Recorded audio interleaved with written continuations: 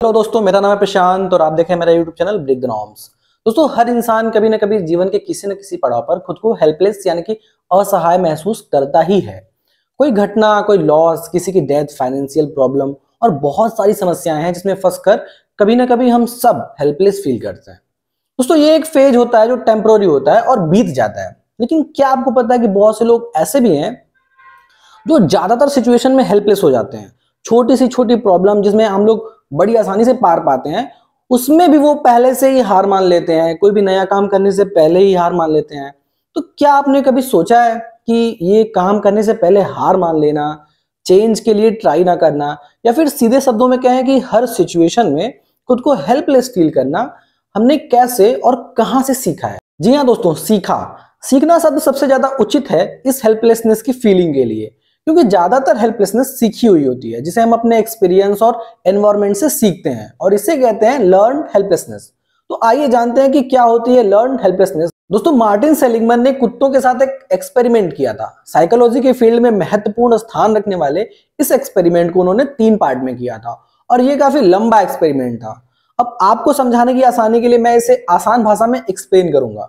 पहली बार में उन्होंने 2 चैम्बर बनाए जिसके बीच में 3 फीट की छोटी सी दीवार बना दी, और एक कुत्ते को पहले चैम्बर में रखा और हल्का इलेक्ट्रिक शॉक देना शुरू कर दिया। कुत्ता शॉक की वजह से इधर उधर घूमने लगा। लगभग 5 मिनट के बाद, काफी भाग दौड़ के बाद, कुत्ते ने दूसरे चैम्बर में छलांग लगा दी जिसमें कि इलेक्ट्रिक शॉक नहीं था। कुछ देर बाद मार्टिन सेलिगमैन ने फिर से वही प्रक्रिया दोहराई और इलेक्ट्रिक शॉक स्टार्ट किया। इसके बाद कुत्ता थोड़ी देर भटकता रहा। पिछली बार से थोड़ा जल्दी इस बार उसने 4 मिनट में ही दूसरे चैम्बर में छलांग लगा दी। अब जैसे जैसे वो इस प्रक्रिया को दोहराते रहे, कुत्ता दूसरे चैम्बर में कम से कम समय में कूदने लगा, और लास्ट में एक ऐसा समय आया जब इलेक्ट्रिक शॉक चालू होते ही कुत्ता 1 सेकंड के अंदर ही दूसरे चैम्बर में कूद जाता था। अब इस एक्सपेरिमेंट के दूसरे पार्ट में उन्होंने दोनों चैम्बर के बीच की जो दीवार थी उसे 3 फीट की जगह 15 फीट की कर दी और इलेक्ट्रिक शॉक स्टार्ट किया।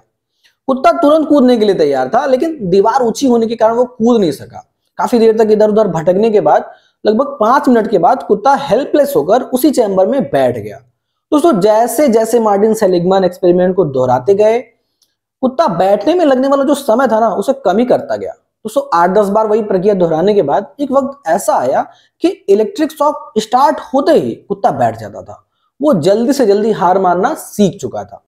और अब बारी थी मार्टिन सेलिगमैन के एक्सपेरिमेंट के तीसरे पार्ट की, जो सबसे इंपॉर्टेंट है। इस बार उन्होंने दोनों चैम्बर के बीच की दीवार की ऊंचाई फिर से 3 फीट कर दी और इलेक्ट्रिक शॉक स्टार्ट किया।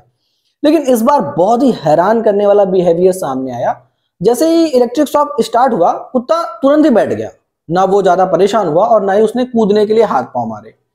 उन्होंने इस प्रक्रिया को बार बार दोहराया, लेकिन हर बार कुत्ता विद इन अ सेकेंड अंदर बैठ जाता था नीचे की तरफ, जबकि दीवार की ऊंचाई अब सिर्फ 3 फीट ही रह गई थी जिसे वो बड़ी आसानी से पार कर सकता था।